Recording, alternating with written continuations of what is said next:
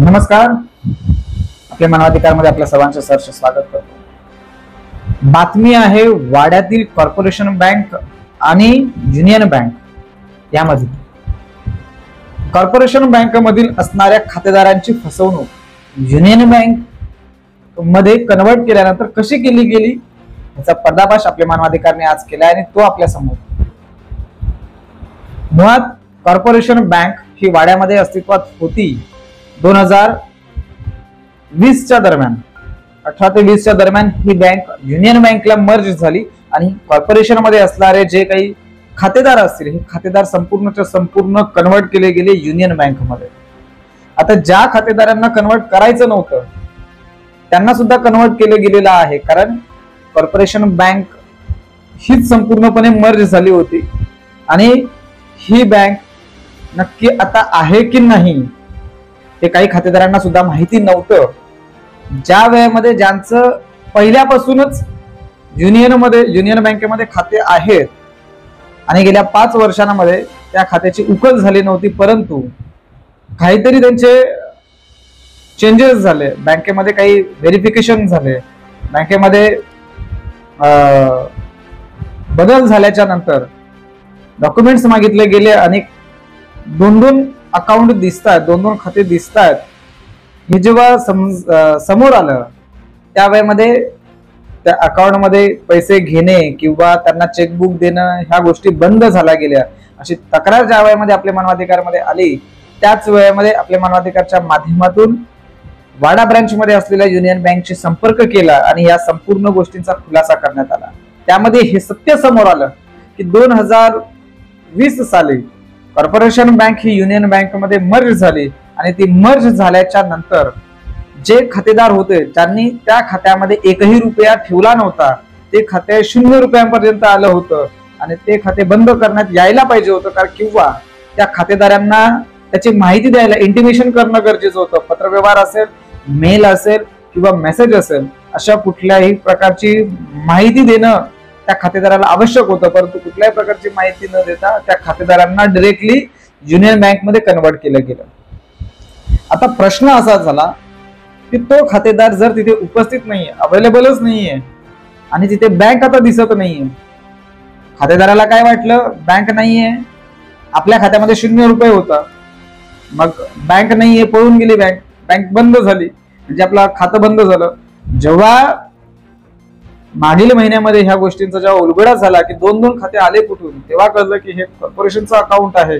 आणि जेव्हा त्याची चौकशी केली मग ज्या वेळेमध्ये 2020 साली ह्या अकाउंट मध्ये 0 रुपये होते, आज युनियन बँकेने 0 रुपये असल्यामुळं झिरो अमाऊंट त्याचा जो काही नियम आहे की लो अमाऊंट असल्यानंतर त्याला मायनस चार्जेस लावले जातात, ते चार्जेस 532 रुपयापर्यंत युनियन बँकेने लावले.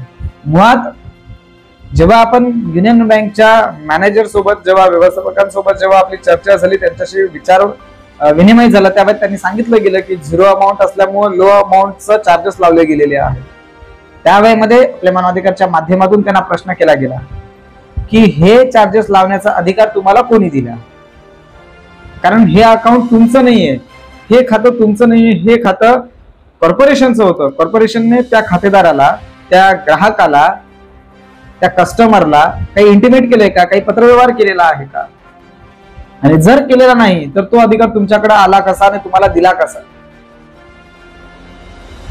जर दिलेला नसेल तर आम्ही कायद्यानुसार, आरबीआयच्या नियमानुसार खातेदारांची ही फसवणूक आहे स्पष्ट होतं आणि तुम्हाला अधिकार नसताना तुम्ही हे अकाउंट मायनस मध्ये नेलं कसं. हे प्रश्न केल्यानंतर त्या मॅनेजरने अशी उत्तरं दिली सुरुवातीला हे सर्वांचं झालेलं आहे, तुमच्या एकट्याचं नाही, तुम्हाला एकट्याला नाहीये, सगळ्यांचंच झालंय. पुन्हा त्यांना आम्ही प्रश्न केला गेला की जर एकट्याचं नाही मग ह्या सगळ्या खातेदारांना समोर आणायचं का, ज्यांचे 0 अकाउंट मधून मायनस मध्ये नेलेले आहेत त्या प्रत्येक खातेदाराला तुमच्या समोर आणायचं का, तुम्हाला अधिकार नसताना तुम्हाला जाब विचारावं का आम्ही आता. जर या खातेदारांचे 0, तुम्हाला जर अकाउंट चालवायचे असेल, खाते पूर्ण पुढे चालवायचे असतील तर त्यांचे 0 अकाउंट पुन्हा करून द्या, मायनस रिकव्हर करून द्या, ते त्यांचे खाते चालवतील. मग जर 2000 बँक 2020 ला मर्ज झालेली आहे, मग 2020 ते 2025 पर्यंत या 5 वर्षांमध्ये ट्रान्झॅक्शन झाले, चेक तुम्ही दिले गेले, मग त्यावेळेस तुम्हाला अडचण आली नाही का, त्यावेळी ही युनियन बँक झोपली होती का, की एकाच व्यक्तीचे 2-2 खाते आपल्या बँकेमध्ये आहेत? मग त्यावेळेमध्ये युनियन बँकेला हे कळलं नाही का या 5 वर्षांमध्ये? जेव्हा तुम्ही एखाद्या खातेदाराला प्रश्न करता की तुम्ही काही झोपले होतात का, मग हाच खातेदाराचा प्रश्न तुम्हाला असेल की 5 वर्ष युनियन बँक झोपली होती का? असा ज्या वेळेमध्ये प्रश्न केला त्यावेळेमध्ये त्या बँक मॅनेजरने हे मान्य केलं आणि ही वस्तुस्थिती आहे. आमच्याकडे त्या संदर्भातले संपूर्ण मेसेज आहेत. हे मेसेज आपण बघू शकता या स्क्रीनवर. याच्यामध्ये स्पष्ट त्यांनी जे काही अमाऊंट होती, म्हणजे आता या मेसेज मध्ये आम्हाला दिसतं 177 रुपये त्या मेसेजवर स्पष्ट लिहिलेले आहे, dear customer, lien of ₹177 due to others has been remove from your account something, जो काही अकाउंट नंबर असेल. म्हणजे ही कशा प्रकारची फसवणूक बँकेच्या माध्यमातून केली जाते. आता एखादा जर व्यक्ती ज्याला माहितीच नाहीये की जर मी ते अकाउंट, ते खातं मी वापरलेलं नाही आणि ती बँक हयात नाहीये, आज त्या बँकेने मला सांगितलं नाही की माझं अकाउंट तुम्हाला दुसऱ्या बँकेमध्ये आम्ही ट्रान्सफर करतोय, हे मला माहितीच नाही, तर नक्कीच त्या व्यक्तीच्या नावाचं अकाउंट हे मायनस मध्ये गेलेलं असतात.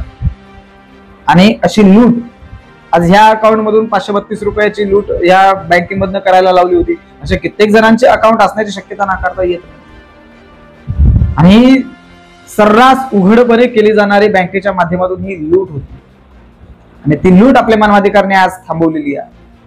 आपल्या मानवाधिकारच्या माध्यमातून आम्ही इतरांनाही आवाहन करतो की आपले जर असे कोणाचे मायनस मध्ये अकाउंट असतील, जे अकाउंट कॉर्पोरेशन मध्ये होते, तुम्हाला कुठल्याही प्रकारचा कॉर्पोरेशन बँकने मर्ज करताना ईमेल केलेला नाही, पत्रव्यवहार केलेला नाही किंवा तुम्हाला कुठल्या प्रकारचा मेसेज दिलेला नाही, जर असं असेल तर नक्की आपल्या मानवाधिकारशी संपर्क साधा.